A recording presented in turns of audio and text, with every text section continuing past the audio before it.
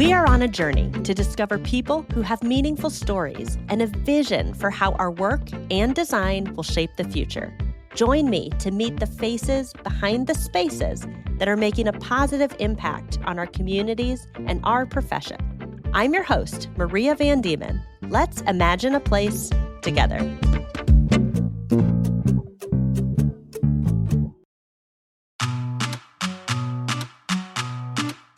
There are so many fantastic things happening right now. It is summer and you can feel the humidity in the air.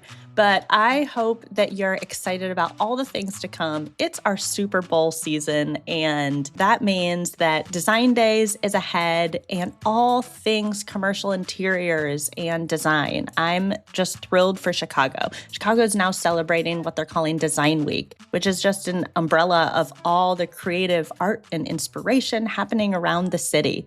And we are partnering with a local artist this year. Her name is Liz Flores, and you may have seen her videos or her social media. She has a really cool story and she's just a really down-to-earth human, which I love. So you're going to hear more about her background and the inspiration behind what she created for OFS in Chicago, and also about a special paint partnership. But our showroom in Chicago, the theme is Imagine a Place. And we're inviting you to come and see us, and we're excited to partner with you as we imagine what's possible. And that's what I love about today. It's these stories, these cool people, these partnerships. You know, our brand, we care about interiors and design. We care obviously about the furniture, but I think it's these stories and the people that make it so incredible. So I'm excited to bring you along today. Here is Liz, and let's hear who she is. You're doing the art for our Design Days showroom, and we're super excited to have you on the wall and have you on the space there. But Liz, tell us in a couple words, who is Liz Flores? Okay. Why is that always like the hardest question? Well, I'm an artist. I'm an artist, a painter, and a muralist based in Chicago. I've been working in Chicago for 10 years. I grew up outside the city in Berwyn, and I've always just been a very, creative person, always wanted to be an artist. It just didn't happen until much later in life, and I'm grateful to be able to now just do it full time. And I'm a big sister. I'm a new aunt. And and I'm a type A personality. You don't always find that combination in art. I love that. Exactly. I know, which I actually think has helped me a lot with the business side of things. I believe it. And congratulations for being a phenomenal artist and doing it full time. I think it speaks to your success and also people resonating with your work. And I think you see that in the art. We've heard it through your story that we also shared. But what makes you unique as an artist? I think it's just trying to be as authentic as possible with, what you're sharing or the stories that you're sharing. I think at least for me, I think it's coming from a place of, I just do this because I really love it. And I think people can feel that. And I think that's what makes the work really resonate, is that I think people just feel the passion and that it's really something that you'd be doing even if it wasn't full time, even if, I was like still at my corporate job, I would still be making art and trying to put things out into the world. But I just feel like people resonate with that feeling. And I think it's easy to kind of lose that, especially as you grow in your career and it becomes more of a job. That is really easy to get lost because it becomes more, job-like. And so I think people can easily kind of fall away from the art or maybe don't resonate as much. And I've been trying to keep that in mind as my career grows and things like that, is to always remember why we got into this in the first place. I love that. Yeah, it's a hard thing to remember as you're thinking about more business side of things. I feel like even though it's all interconnected, business and art, especially if you're doing it full time, there's a little bit of separation that has to happen. And I feel like that's why hopefully people still resonate with everything that I make. So Yeah, well, keeping that heart behind it is so important. And I love that you brought that up. I feel like you can tell when someone truly cares and connects with their work. I even go to a coffee shop. I can tell when the coffee is made with love. And I feel yes, like when people see your yes, work, you know when something is made with love. yes, exactly. It's exactly that. Yes. When it's really just all about the profit or all about just getting things out there versus I really wanted to make something special. I hope you like it. I agree. I think that people really feel that. And so, yeah. And as you scale, it's hard to keep that in mind, but I feel like that's the only way you keep it authentic is Hmm. by always having that be kind of the forward leading idea. For sure. And you're a proud Chicago native? I grew up in Berwyn and I've been in Chicago now for 10 years. And then I'm Latina, I'm half Mexican, half Cuban. So I would say really that upbringing, growing up with a multi-generational household, being surrounded by family all the time. I wasn't really out with friends all the time. I was always with my cousins and my aunts. And so I think that has really shaped a lot of my work because a lot of it is so female centered. And kind of doing storytelling through more of a female perspective or a female gaze. And so I think that just has come naturally to me because I truly was raised by a bunch of different women throughout my whole life. Grandmothers, aunts. I would spend summers with my aunt, obviously my own mother. And yeah, and then growing up with my sister. And it's just everybody kind of coming together to really create the village. And the village was just, very female centered. And so it just comes naturally to me to just create that way and paint that way. I love that. Girl power. Yes. What is the meaning behind the artwork you created? I think you have a big piece in the front of our showroom. We're giving away some swag with your art on it that I'm really excited about. Is there a story behind that art? Yeah. Each one is different. Each painting is very different. It has a different story. So the biggest one that we worked on, which is 15 feet long, which is the longest Wow. painting I've ever done. Yeah, we had to do 2 canvases because the whole thing would not fit in the studio. Getting it in, if it was the doorways. whole 15 feet, yeah, getting into doorways would be really a huge challenge. But the biggest one was we were really thinking about how can we celebrate imagination and how can we celebrate the process of creation. And so OFS had, given me a little bit of inspiration of things that they might be interested in seeing. And then I kind of ran with that and then, did some sketches. And so I loved the idea of bringing in nature, very natural elements, trying to tie it into the design of the space and the colors that they were choosing for furniture, wall color and things like that. But if you see the painting and you look at it from left to right, it's starting off with an acorn, sort of an idea, how an idea would start, Mm-hmm. and then the planting of that idea, and then the end product or the idea coming to life, which would be the tree. And so I kind of loved that. It's usually you're sometimes confined with the canvas because maybe the canvas is only 4 by 5 feet or something like that. This time, because it was so long, I was wow, we could really make a story because of the size of this thing. And so, yeah, I think that was really special. And I really loved that one because we could add so many different storytelling elements to that. And like I said, the little natural elements like the trees, the birds, and things like that. Love that. The other paintings, yeah, thank you. Yeah, the other ones, different elements, so different rooms.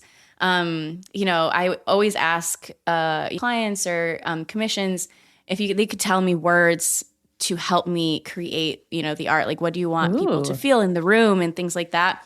And so for one of them, we were talking about balance and clarity, balancing wellness or taking care of yourself and work. And so we have 2 paintings that are sort of matching paintings, but they're 2 figures and they're balancing different objects or shapes, on their feet or on their hands and things like that. We Love have, that. one piece that has more of like a healthcare element attached to it. And so the idea was, how can we create a painting that is emulating the feeling of being understood and being like taken care of. Mm, Um, yeah, I love that one. And I usually don't use a lot of blues, and so that painting is special because that painting is very blue, kind of purple focused, yeah. color wise. Yeah. And then the last one, which was like another massive one, it's gonna be in the lobby, and it's, one single figure in this giant painting. I remember working on it. I had to like get on a ladder to kind of reach like the different parts. But since it was going to the lobby, I loved the idea of it being one single female figure as sort of like, kind of like guardian of to the Mm, doorway sort of yeah. situation. And so, yeah, but I think all of it, if you look at all of it together, it's very kind of, it flows together. I think all the styles, that we chose and everything like that. Yeah, I love that idea of storytelling through your art and the acorn getting planted into a tree as something that grows, and that idea of imagination, how we can partner to bring imaginations and dreams to life. I think that's such a cool story in that art piece. Yeah. Well, Yeah. Thank you. what do you want people to feel when they experience your work, when they see it in person? I want them to try and like figure out like what are all the elements. And I feel like especially with some of these larger paintings, but there's a lot of different things. So I want them to like take more than just like a second. I want them to look at it and be like, "Oh, like did you see that? Did you notice the bird there?" Mm, Um and although obviously like, myself, OFS, we have our idea of what we were trying to convey with the paintings. I really like when other people maybe add their own spin to it, where they will look at it and say, "Oh, I was actually thinking, this about it." I think that's kind of the beauty of the paintings be having an abstracted character to them. yeah. So yeah, I feel like I don't try to be too like stringent with what I want people to see in it. I have obviously like I said, I just went on my rant, my thoughts on what it was what I was thinking about when I was painting it. Um, but yeah, especially with that large painting, I just feel like people can really, it's like there's so much going on that you can take time to really like, wow, okay, what is happening here? It's because of the size of it, which yeah, that's why I love that painting so much. I love that. Well, I think art and fashion and even architecture, design, a lot of these things, so many different personal experiences can be interpreted from what you see. And so art is the same way. Everyone can look at one painting and have a different experience when they view it. And I think that's so cool Mhm. about art and your work, especially, is that you're leaving some of that imagination up to the viewer. Were Thank you. there Yeah. were there any challenges you experienced when you were creating these? Um, Size. One of them was just the sheer size of all the paintings all together. Um, just because, yeah, they were the largest paintings I've ever worked on. And so my studio space, it was a struggle. It was like Tetris to figure out like how to position everything. But in terms of, yeah, like paint, we used some alchemist paint Yeah. throughout the paintings, which was lovely. It was a little bit of like it's different from I think the typical paint that I use, and so Mhm. like drying times were a little bit different, and so you just learning that as well when you're painting, and so I think that was kind of interesting and also like a fun challenge, kind of understanding now how to manipulate it in a way where it's being used as for painting, to do like a fine art piece. Other than that, I was like, let's do the thing. Let's do it. I love that. Yeah. Well, Chicago Design Week is really about community and connection with all aspects of design across the city. And living in Chicago, what does it mean for you to be part of that movement within your city? I mean, anytime I get asked, I feel like to do anything that is like Chicago-esque, I'm like honored. So, I'm excited. I feel like especially working with designers and in that design space, I just think it's like a beautiful marriage with painting and with fine art. It's almost like being recognized by other artists that you don't normally get to work with. And so I think it's really special, and it kind of opens up my mind too. There's a lot of things that I just don't think about necessarily because I'm not like a designer. And so, yeah, it's like a whole other part of the art Chicago creative world that normally as like, just a painter, you're not necessarily in that space. And so it's like you get to be, you're like invited in. Yeah, you're in. And so girl. it's, yeah, it's nice. It's very special. So I'm super grateful. That's awesome. Well, we did a fantastic video of you, which really shares a beautiful journey of your story and more of your work up close and personal. And something you mentioned in that video that really struck me is how artwork is so personal and about not knowing if people will resonate with your work. But I'm curious, after seeing that, what does success look like for you now?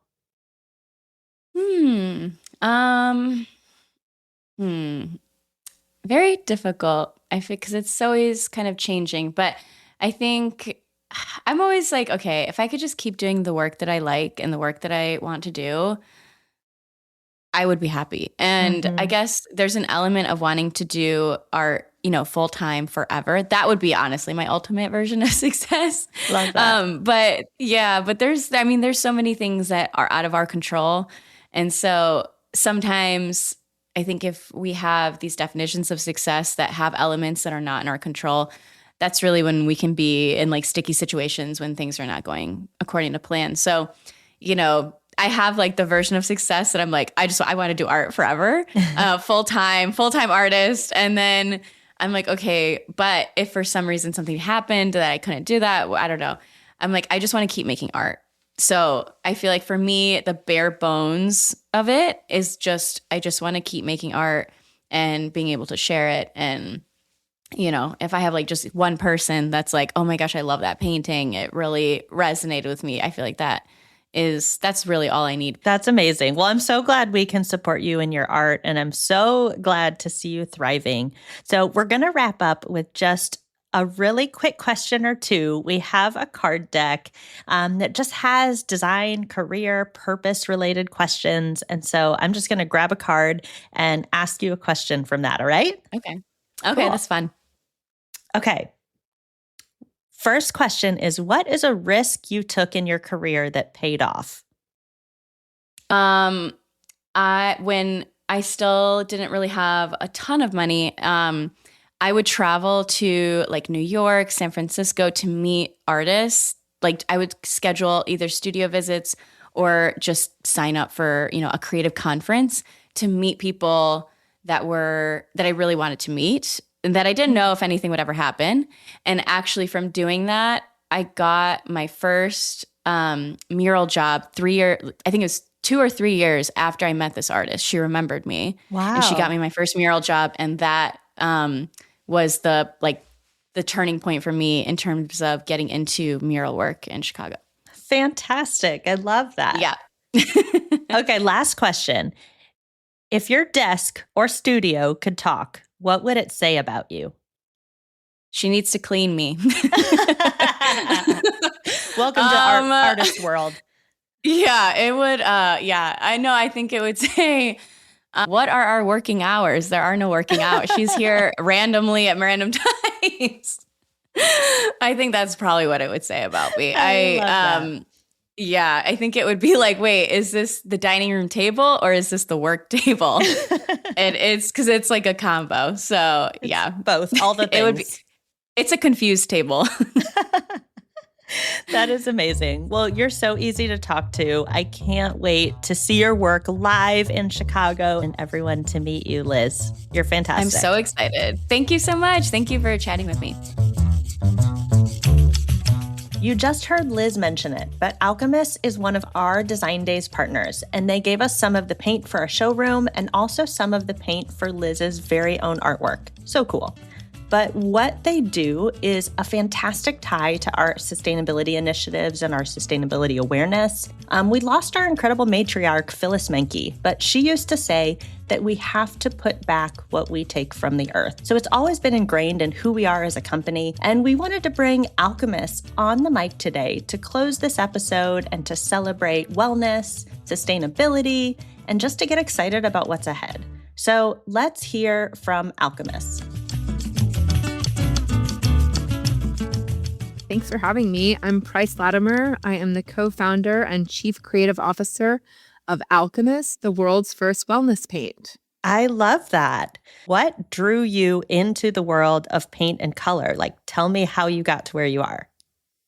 Well, I've been an artist my entire life, and I've been obsessed with color and obsessed with art. From like literally before I can really remember anything else. Actually, a lot of my earliest memories are like in colors instead of, kind of other senses. I was really lucky. When I was really little, I lived close to a museum, and when I was in a stroller, I would get my grandmother to take me over there to the museum. So art was very influential. And then I was very lucky to go to the Rhode Island School of Design, to Parsons School of Design. So I really worked in art and design professionally for almost 30 years. And then the genesis of Alkemis was that Maya and I had become friends. We met at a wellness retreat in New Mexico, actually, and she wanted to paint her studio apartment in New York City during the pandemic. And she went to a hardware store, and asked for the cleanest, healthiest paint. And they gave her, low or zero VOC paint. She took the samples back to her apartment and she opened them up and was like, wait a second, this still smells like toxic chemicals. Yep. And then she knew my background had been in art and design. So she just started presenting to me all these compelling questions and facts and figures. And like, did you know that paint is the largest contributor of microplastics to the ocean? Which I did not know. And did you know we've just been painting our walls with liquid plastic? And did you know we're using 90 million metric tons of fossil fuels to create paint annually?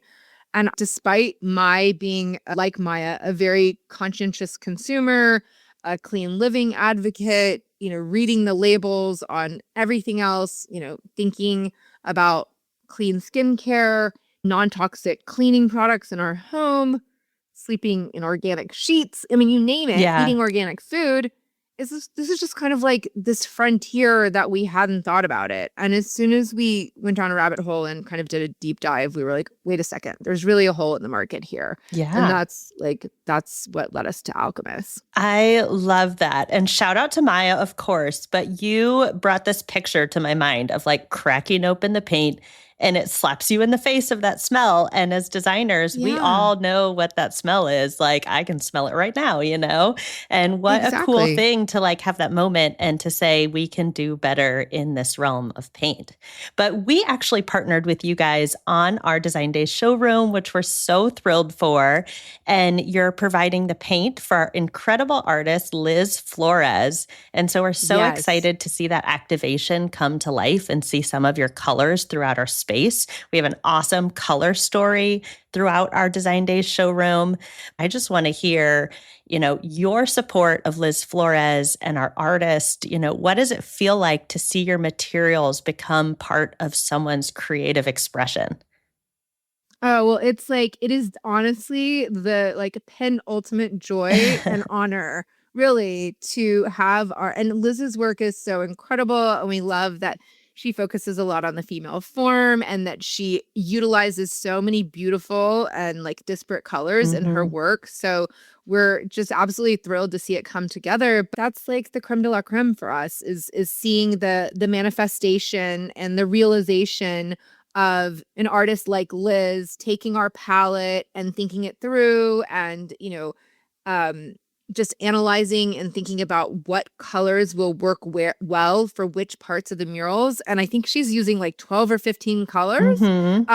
So yeah, we're just super excited for it to come together. But it's collaborating with artists and designers that's what gets us super excited. Yeah, I love that. It's going to be so beautiful. And her story as an artist is really powerful. Your story and your sustainability story, I think both of those coming together is going to be really incredible. And when someone walks into our showroom, right, they see the art, you're part of that story. What kind of feeling or connection do you hope people walk away with after experiencing what you make? Well, I think to your point, it is so important for people to experience this paint in person because it's so fundamentally different. And we really are here to dispel the myth that all paint is created equal, right? It's like we, even ourselves, like I said, as being so intimately involved in the art and design industries for decades, like I just hadn't thought about the fact that there really wasn't a better option.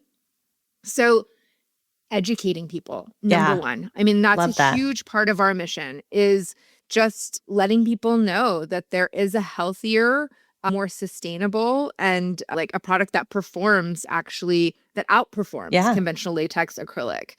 And so I think connecting with people from an educational standpoint and just conveying all of the advantageous attributes of our paint from a environmental perspective, a health perspective, and a performance perspective.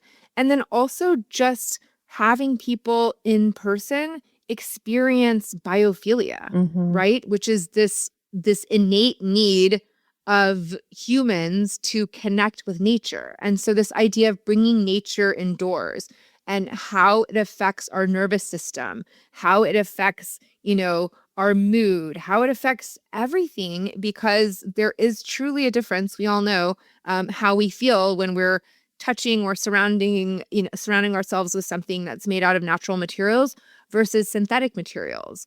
And again, not only from a neuroaesthetic standpoint, but from a health perspective, right? Like, what are those synthetic building materials doing? How long are they off-gassing? All of that kind of stuff. So it's really, education and connection and biophilia. That is a beautiful, beautiful answer. And one of the things that we say at OFS is what you make people feel is as important as what you make.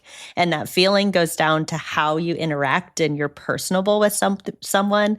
But I think it also depends on the space that they're interacting with, and your paint and your color story, your sustainability story all ties to that feeling that we're trying to create. So beautiful answer on that.